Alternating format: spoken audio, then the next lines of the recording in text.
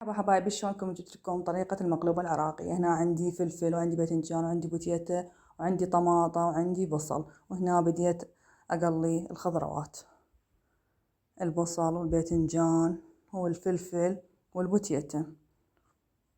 وهنا هسه راح أقلي الطماطة حتى أطبخ التمن بالطماطة والمعجون. وهنا ضفت خاشوقتين معجون، وعندي التمن منقحته العفو، وهنا راح أضيفه وأضيف عليه معلقة كركم وملح.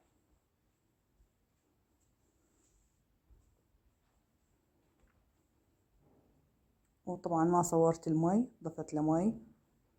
وهنا عندي الدجاج، سلقت صدر الدجاج، ضفت عليه ثوم وبصل.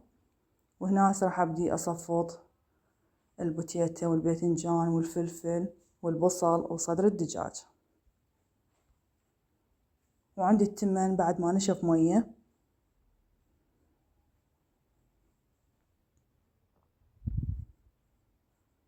هنا هذا البصل،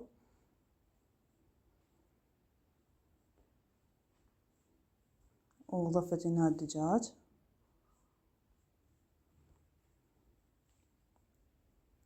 وهنا راح أضيف التمن وأخليه على النار يتهدر زين.